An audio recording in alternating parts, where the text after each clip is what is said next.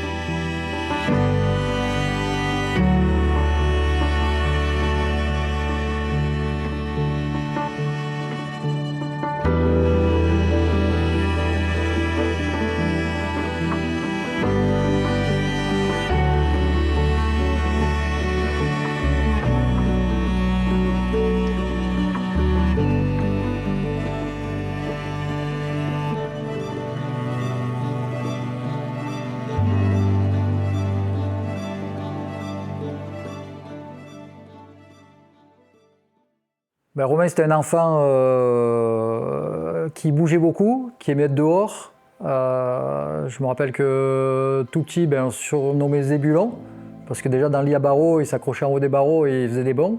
Il sautait, il sautait, il sautait, il sautait, on n'arrêtait jamais de le voir sauter. Lui, il était toujours dehors quand on était petit, toujours dehors, et moi j'étais toujours dedans. Donc on était assez opposés au début. Mais on se rejoignait sur, au début il faisait de la motocross, moi je faisais du quad. Je faisais un peu de moto aussi de temps en temps parce que je voulais faire comme mon grand frère. J'ai aussi beaucoup fait de moto, donc tout petit je lui ai fait monter sur des motos. Dès son plus jeune âge, il a appris à faire de la moto, il a commencé à aimer un peu la vitesse. Et après ça a été son choix de plus se tourner vers la moto tout petit, de continuer, de faire un peu de compétition en moto. Quand on allait à la plage en vacances l'été, c'est pareil, tu as les enfants qui font des châteaux de sable. Puis tu avais par exemple les filles de notre belle-mère qui faisaient des châteaux ou des chemins pour les billes et tout. Puis Romain qui faisait un terrain de motocross ou un terrain de vélo ou un terrain de dirt en miniature dans le sable à côté, quoi. On avait un petit bois à côté. Et déjà, il sautait avec son vélo, moi je m'allongeais sous la bosse. Voilà, ça a toujours été le deux roues, les sports mécaniques, sauter.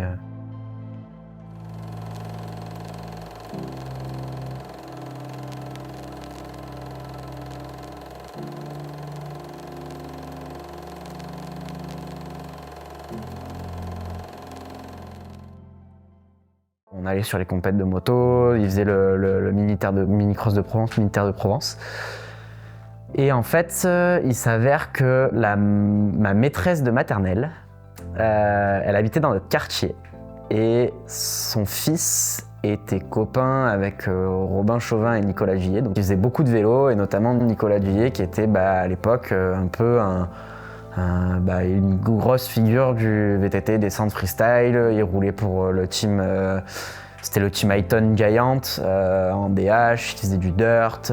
Effectivement, je me souviens qu'il venait de la moto et qu'il s'était mis au vélo comme ça, donc on l'a un peu accompagné. Il commençait, on avait des petits terrains à l'époque sur lesquels il venait s'entraîner.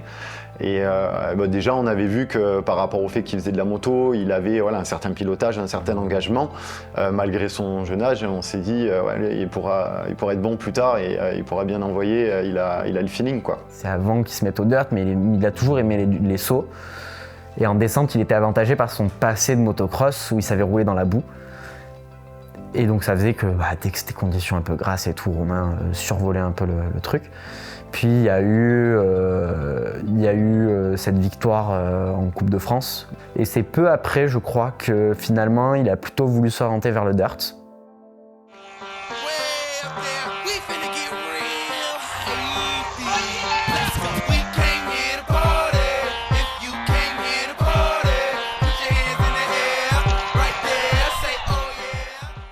Et en passant au dirt, en fait, en France, à l'époque, il y avait le World Ride Tour, le WRT, qui était un peu le seul circuit accessible aux amateurs français pour s'exprimer en dirt, pour faire de la compétition. C'était vraiment le début. petit à petit rejoint par Thomas Lemoine aussi. J'avais fait les WRT. J'en ai pas fait beaucoup, mais il y avait Romain qui était là et puis qui commençait à prendre du style et qui commençait à monter dans les classements. Ouais. Du coup, c'est vraiment la rencontre avec Nicolas Duyé qui l'a fait passer au vélo. Et Nico était donc un peu son exemple. Hein, que c'était vraiment... il était au top niveau en France et un peu au niveau mondial. Romain avait des posters dédicacés de Nicolas Duyé dans sa chambre, avec des petits messages d'encouragement et tout. Donc oui, je pense que je pense que Nicolas Duyé a vraiment une double part, autant en tant que mentor qu'en tant qu'idole pour Romain à ce moment-là, quand il entre dans le monde du vélo.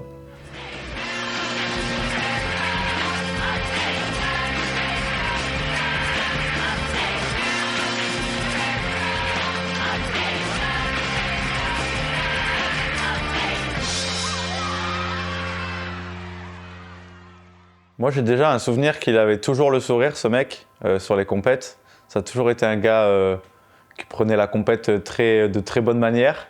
Avec Romain, on n'a jamais été en compète et je pense que tous les deux, on est un peu pareil. On n'est pas vraiment l'esprit compétitif. On était plus là, tu vois, pour se marrer et passer un bon week-end avec les potes et faire du bike. Et tu vois, on se poussait chacun les uns les autres.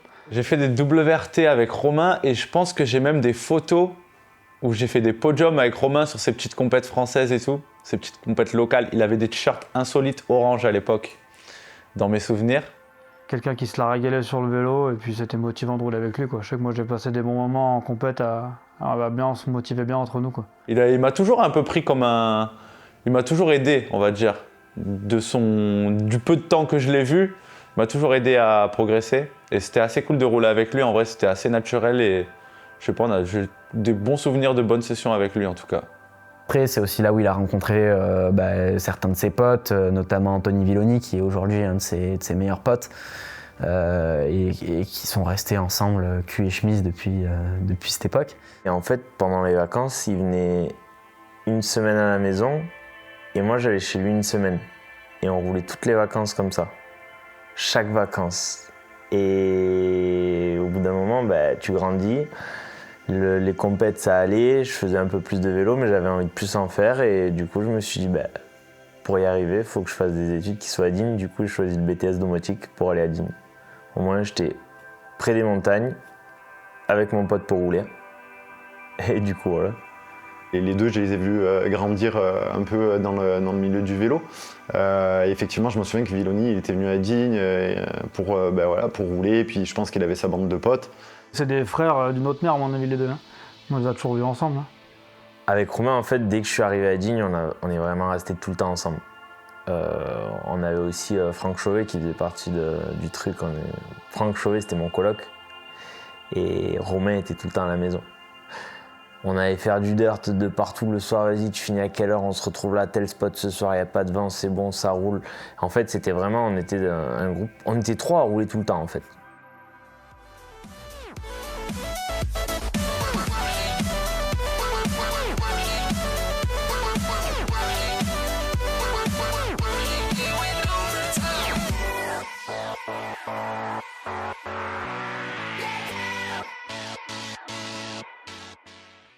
Je me rappelle plus trop des big air et tout, mais je me rappelle qu'ils se balançaient comme un ouf dans les contests de best tricks et tout, avec Vilo, etc. à l'époque. Il était méga propre, il n'y avait pas juste des tricks de fou, quoi. Genre tout le run complet qu'il faisait, il était vraiment classe à voir. Et à l'époque, il n'y avait pas beaucoup de mecs qui roulaient vraiment propre et c'était rare d'en voir, tu vois, donc t'en souviens, quoi. Il avait vraiment son style et j'aimais beaucoup parce qu'il était, comme tu dis, il poussait les tricks, il les faisait avec style, amplitude. Il cherchait pas forcément à être une machine à tricks, comme certains, à faire des doubles rotations, des trucs, mais au moins il maîtrisait, c'était bien fait et avec du style. Romain, c'est le seul qui pouvait me suivre ou que je pouvais suivre à 1 mètre d'écart. Je savais qu'on n'allait pas se toucher. Genre vraiment, il pouvait dropper peu importe la distance à laquelle il était de moi, il n'y avait aucun problème. C'était le seul que je laissais me suivre quand je faisais des gros tricks. Je savais qu'il allait arriver à m'éviter. Et je sais que Romain, il avait ce truc-là, ou même encore, tu vois, quand il a roulé à la jam, là, on l'a forcé à rouler, tu vois, il a pas bougé, il perd pas le niveau, tu vois. Pour moi, ces mecs-là, j'appelle ça un peu des mecs talentueux, tu vois.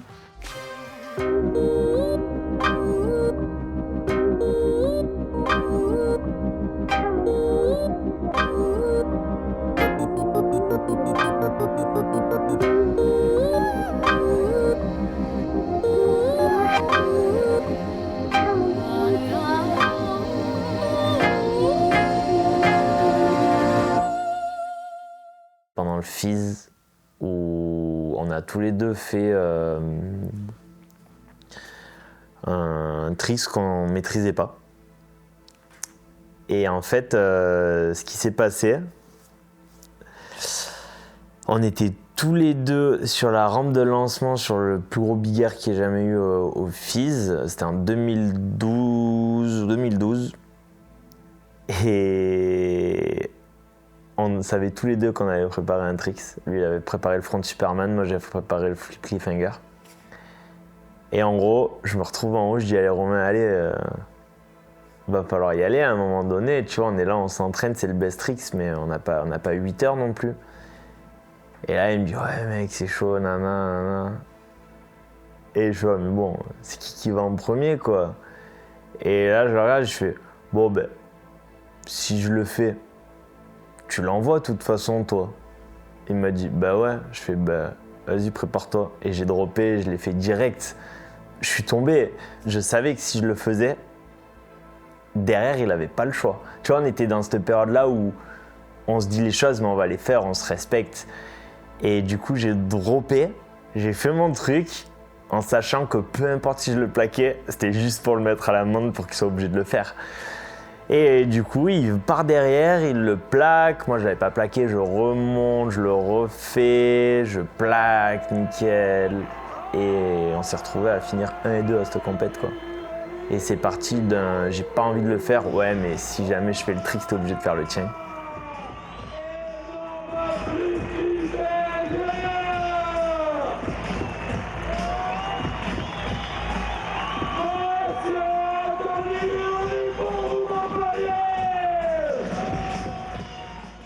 Mon meilleur souvenir de lui en vélo, je pense que c'est les Superman qu'il faisait. Quand j'étais petit, il y avait un peu moins de tricks qu'aujourd'hui, de combos, etc. Et c'était quand même un des gars qui faisait des tricks assez originaux, je trouve, par rapport aux peu de gens qui nous entouraient, quoi, aux peu de riders qu'il y avait. Tout le monde faisait un peu les mêmes tricks. Et lui, il avait toujours son style. Genre, ses Condors, je les reconnais. Ses Superman, je m'en rappelle. Enfin, toute sa vie, ça a été, ils ont eu une petite personnalité, tu vois. Donc, je trouve, il a toujours fait des tricks avec une belle manière de les faire. Quand il a commencé avec le Santa Cruz, il claquait déjà des Superman bien tendus et après il a commencé à les pousser en mettant le vélo vraiment loin. Tout le temps, forcément, dans ses runs, il en mettait un ou deux par-ci par-là, donc c'était cool. Ouais. Et ça faisait plaisir de voir un peu Bah, à l'époque, il y en avait quand même. Il y a quand même pas le Superman, mais tu vois, ceux de Romain, c'était ceux de Romain, quoi. Tu vois, genre, tu sais que dès qu'il allait en craquer un, à chaque fois, t'es là, bon, vas-y, il va en faire un, ça va être dingue, tu vois. Donc ouais, non, c'est l'extension qu'il avait, tout, c'était cool. Ouais. Et il y avait les flips Condor aussi, où presque on dirait une crucifixion tête en bas sur certaines photos. Puis il y avait eu ce super front et ce late front au FIS aussi une année au-dessus du lèse. Mais Romain, ouais, il arrivait, il mettait vraiment le vélo à la perpendiculaire et après il essayait de le pousser toujours plus loin. À Barcelone, tout le monde hallucinait quand il est Superman sur la grosse, quoi. À la Poma, pendant la Pira, il était là, il les poussait. C'était incroyable. Et il avait son truc là, c'est New Air Concept, je sais pas quoi, là, les démos qu'il faisait. Et je crois que sur leur camion, il y avait ce logo en Superman. Et forcément, on a fait, bah, ça c'est Romain direct, quoi. Et ça a été un des premiers à faire des gros Superman. Moi, j'ai souvenir d'un Superman à Châtel sur une vidéo qu'on a fait tous les deux. Mais attention, ça faisait pas rigoler. En plus, c'est 6h du matin, moi, je suis pas matinal. On se faisait des chouchous. Quand il a claqué le Superman sur la grosse, j'étais là, je suis what tata, c'est quoi ce délire? Et voilà, il nous a fait le finish de la vidéo, quoi.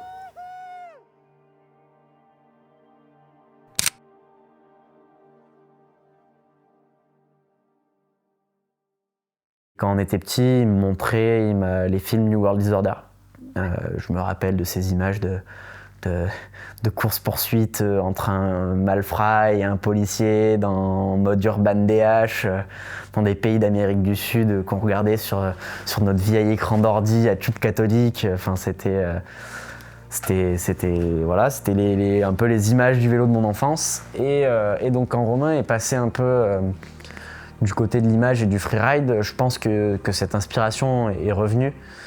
Et ils ont commencé à faire des images avec Miss Connection. où après il y a eu un peu, on va dire, cette montée en puissance et cette vidéo, cette superbe vidéo, je crois que c'est My Way to Ride, qui est super bien montée et où on voit un peu tout ce que fait Romain et qui termine sur ce step-up, le step-up de Wade Simons dans les terres noires. Et je me souviens bien du step-up de Wade Simons parce que c'est moi qui les avais emmenés, en fait, ils m'avaient contacté. Et donc il y avait toute l'équipe, il y avait Thomas Vanderam, Wade Simons, je crois qu'il y avait Richie Schley aussi qui était venu, donc tous les pionniers du freeride que moi j'adorais et c'était un peu mes idoles à l'époque, pareil, quand j'ai commencé le vélo. Donc c'était super cool de pouvoir les emmener en France, faire découvrir un spot. Donc eux, ils avaient un peu repéré tout ça et c'était là où ils étaient revenus, on avait tourné un peu et ils avaient shapé ce fameux step-up. Et je crois que c'était pas loin ça faisait 10 ans, c'était les 10 ans du film, un truc comme ça, et donc la vidéo sort où Romain fait un flip sur ce step-up, donc le premier à trixer le step-up, mais aussi en flip quoi.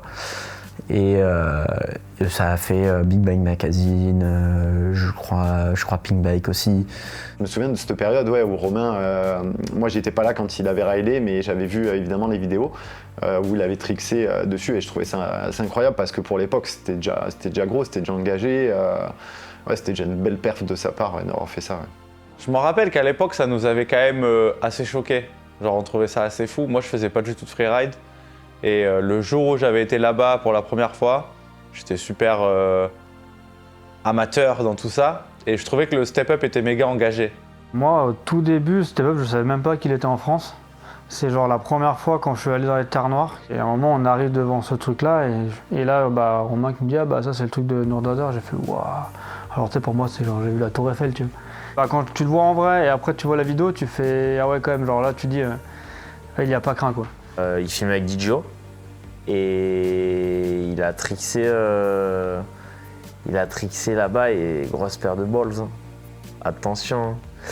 Je l'ai sauté ce step-up et le trixé. Et pourtant j'aime bien faire du sand, mais genre là c'est vraiment tu te loupes, tu te démontes quoi. Romain il était en mode genre il avait déjà appris à faire du gros vélo. Il s'était mis au dirt, il avait appris des tricks et non, il était en mode je vais faire les mêmes avec mon gros vélo quoi. C'est la même chose. Donc c'est un peu une démarche que j'ai eue mais plus tard quand je me suis retrouvé à l'aise à faire de l'ADH. Mais ouais, lui il est très jeune, il était super à l'aise sur un gros vélo. Donc c'est assez... Ouais, il avait une avance de ouf sur nous quoi. Il était en avance. Il se baladait quoi. Pendant que nous on galérait.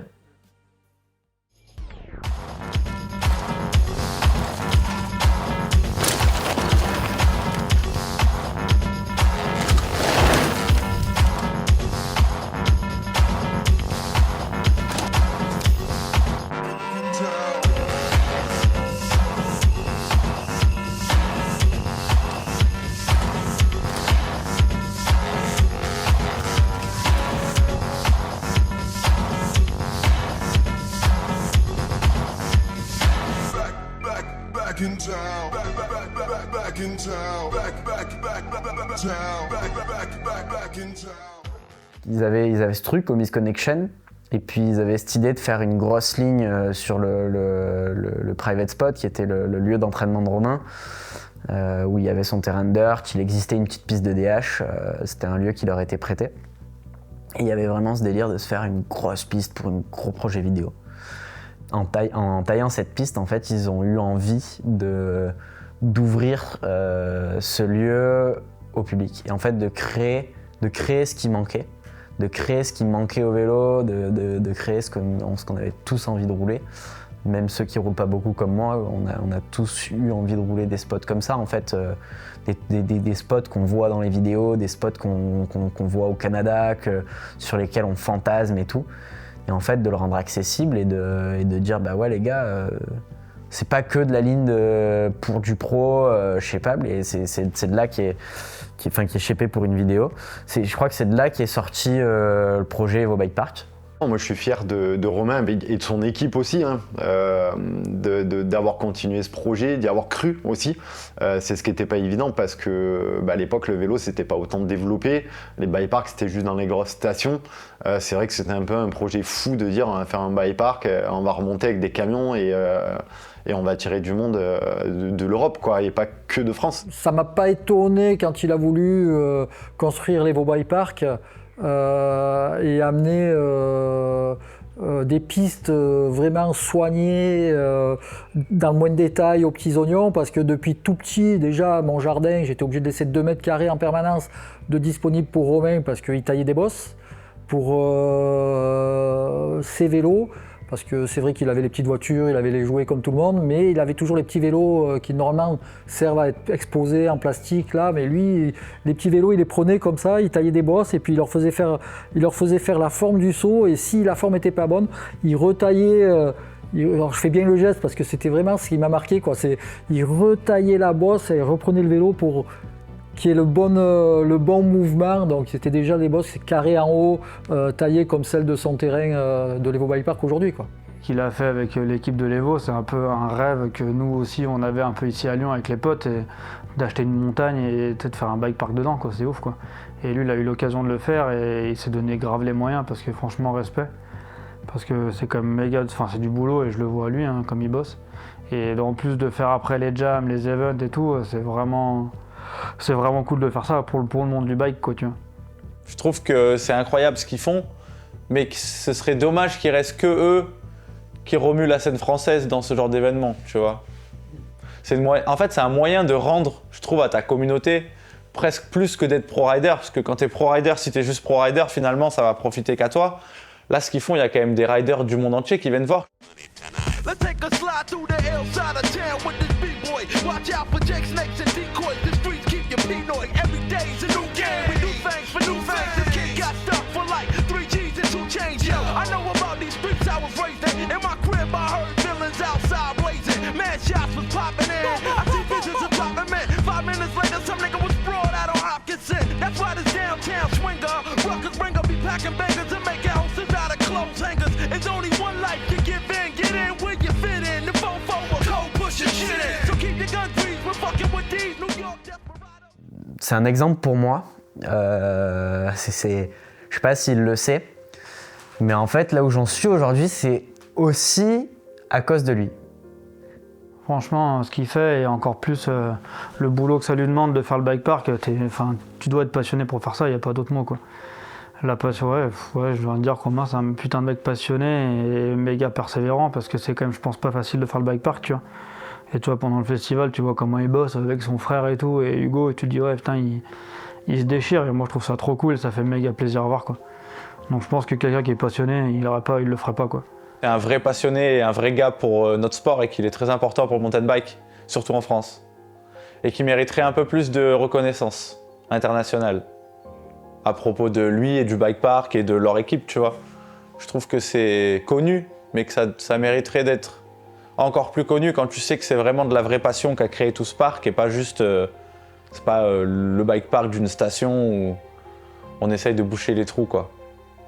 Moi j'ai qu'un mot à dire, c'est que pour nous c'est véloteur.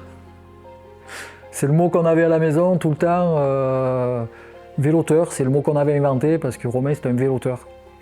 Et ouais, je pense que Romain fait partie de ces gens-là qui seront jamais trop connus pour ce qu'ils font vraiment pour le monde du vélo.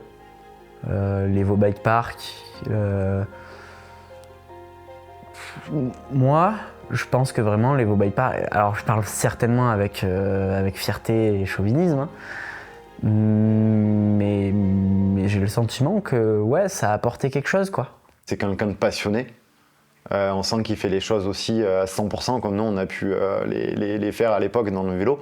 Et c'est quelqu'un de motivé, d'assez réservé, mais en même temps je trouve que ça lui va bien parce que c'est pas parce qu'on est réservé entre guillemets tous les jours que derrière on va pas arriver à faire de belles choses. Et je pense que lui justement il arrivait à exploiter toutes ses capacités, que ce soit sur une moto, un vélo ou voilà, dans le sport, quoi. Il a aidé le vélo et il a aidé des gens forcément qui ont commencé avec l'Evo Bike Park. Genre il a lancé ce truc de on va faire un Evo Bike Park et ça va être incroyable et les gens ils vont kiffer venir faire du vélo peu importe le mois de l'année. Donc go, on fait ça. Si il m'a lancé dans ma carrière, il a lancé l'Evo Bike Park, c'est une locomotive, Romain. Genre il prend un truc, il a décidé de le faire, il va le faire. Seul, pas seul, si tu vas l'aider, tant mieux. Si tu vas pas l'aider, il va quand même le faire. Il va trouver du temps, ça va lui prendre du temps, de l'énergie, mais il le fera. C'est un travailleur acharné et qui est passionné par ce qu'il fait et c'est ça qui me rend le plus fier. C'est une fierté de l'avoir vu grandir. Et comme tu dis, qu'il ait pu développer tout ça. Et comme on en discutait tout à l'heure, c'est un peu, on fait partie un peu des hommes de l'ombre quand on fait des projets comme ça. Et c'est vrai que ça devrait être mis plus en avant que juste un rider qui va être connu parce qu'il va faire plus de vues sur YouTube ou Instagram ou des meilleurs résultats de compétition.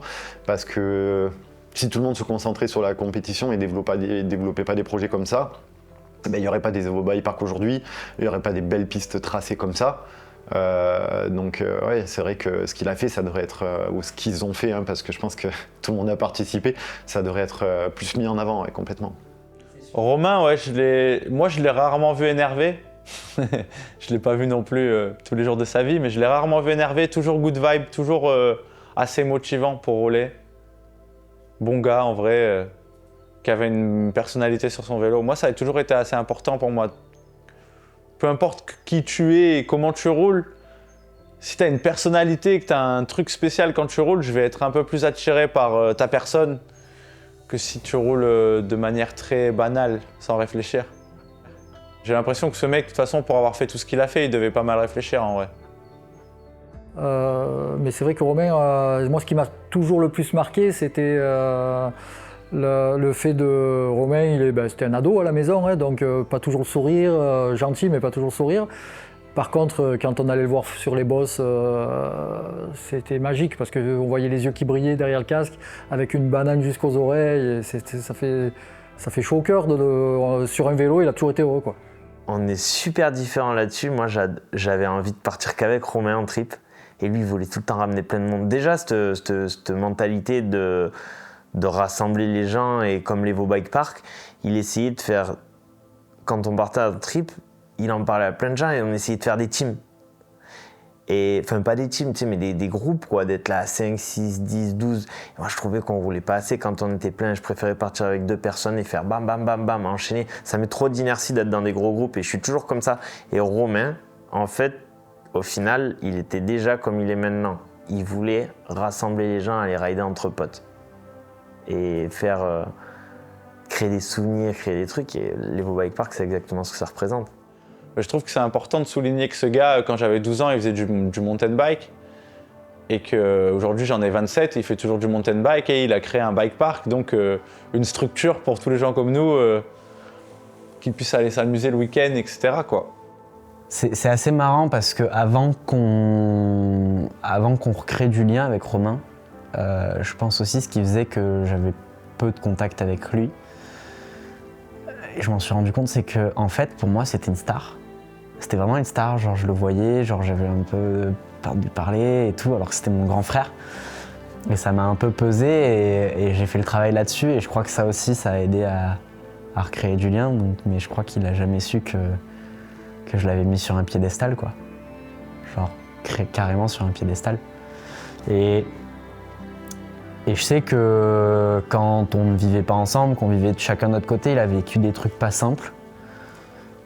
Mais mais moi, ça a toujours été un exemple de ouf, quoi. Le vélo, c'est sa vie. Toi, tu es en train de faire une conversation où tu parles de la pluie et du beau temps, même de quelque chose d'important. Romain, il est là à côté et puis d'un coup, il te dit « Ah, tu sais, la bosse, là, on l'a retravaillée. » voilà, Romain, il dort vélo, il mange vélo, il parle vélo, il vit vélo. Et c'est beau parce qu'il en a fait son métier, il en a fait quelque chose d'extraordinaire et c'est ce qui est magique. Ah mais je suis super fier, mais c'est surtout que je pense qu'il n'est pas reconnu à sa juste valeur. Ce qu'il a créé, c'est vraiment énorme, les Vaux Bike Park. Les gens n'ont aucune idée, même à Digne, n'ont aucune idée de ce qu'il y a derrière chez eux. Des fois, tu parles à des gens de Digne, et ils sont là, les Vaux, il y a un événement, j'ai halluciné, les gens m'en parlent et tout. Mais les gars, en fait, les Vaux Bike Park, il est connu au Canada, aux US, en Alaska s'il faut, il est connu. Faut que les gens se rendent compte que le bijou que Romain il a créé, quoi. Bon, ils sont plusieurs à l'avoir créé, il n'y a pas que lui, mais ça a quand même été un initiateur et un gros moteur du projet, parce que il y a 15 ans, quand on était là-bas, moi je creusais avec Romain là-bas. Et les Vaux Bike Park, on n'y avait même pas pensé. Hein. La ligne de dirt en bas, attention les heures qu'on a passées à les creuser, quoi. Donc, moi je suis ultra fier et ultra respectueux de l'énorme truc qu'il a créé, quoi. C'est immense. Je pense que les gens, personne ne se rend compte. Puis surtout, il fait tout seul. Enfin, il fait les papiers, il fait tout seul. Il fait la mécanique sur les camions, il va shaper, Et c'est un multitool, Romain. Il faut faire la cuisine, il va faire la cuisine. Puis vas-y, il faut se lever tous les matins. Et quand t'as pas envie, il faut se lever quand même. Hein. Et puis, il y a plein de gars qui l'aident, mais c'est Romain le moteur, en fait. Bien qu'il délègue pas mal, il a appris à faire le truc et tout, chose que moi, je sais pas faire. Et lui, il a appris à s'entourer de bonnes personnes, ça lui fait un skills en plus, tu vois, genre... Non, c'est... Ouais. Incroyable.